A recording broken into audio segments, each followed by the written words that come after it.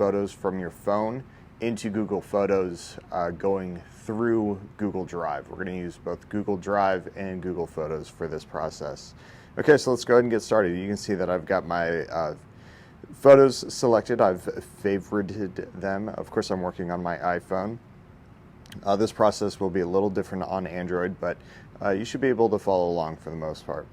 Okay, so the first thing, obviously, I could hop over to Google Drive. Just go ahead and hit this plus sign in the bottom right-hand corner. I'm going to hit Upload, Photos and Videos. I'm going to go to my favorites. Okay, there we are. I select them all and I hit Upload. Okay, so that's one option.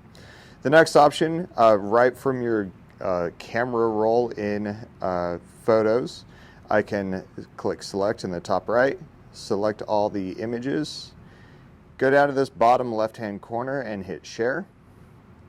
Okay, I've got two options. I can upload straight to Google Drive. Again, that's if you have Google Drive, the app uploaded onto your phone. You can also mail it, so I can hit Gmail, okay, and email them to myself, okay? So, O'Reilly, okay, and I could hit Send. Okay, I'm going to discard that though. This is just for demonstration purposes.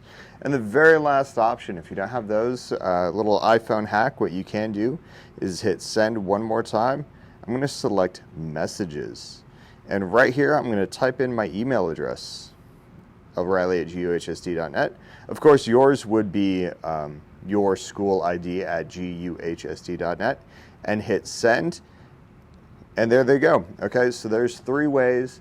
All three of these methods, essentially all you're doing is getting your photos from your camera roll into Google Drive. So now let's go ahead and move these images from Google Drive to Google Photos, and we're going to be doing that on the Chromebook. So let's go ahead and hop in there. Okay, so now we are in our Chromebooks. You can see that I'm first in Google Mail, Gmail. So if you used this route, this step is only for you. If you uploaded to Google Drive, you can actually skip this step. But if you sent it via Gmail or through text to your school email account, you're going to want to do this step first. So I've got my email pulled up, email to myself, containing all the photos that I want. And I'm going to select for each of these, I'm going to select this middle button that says Add to Drive. You can organize it, save it in folders, things of that nature. But that's actually a step that I can skip because I actually already have these in Google Drive. But you can see the difference there. Once you've added it to Drive, you can see the Add to Drive, and then once it's there, it turns into a little folder. There they are. I now have these in Google Drive. Remember, Google Drive is serving as our middleman, as it were. So now we can hop over to photos.google.com, otherwise known as Google Photos. So we are going to create an album for this. For every assignment, we're going to create an individual album. You probably have already seen this step, but let's go ahead and do it again. So create album. For the purposes of the screencast, I'm just going to call it sample. And I'm going to select add photos. Now on this main screen right here, these are all the photos that are already existing in my Google Drive. Forgive me, my Google Photos account. So that's not what I want. I want photos from Google Drive. So instead of selecting from here, I'm going to come up to this top right corner and select from computer.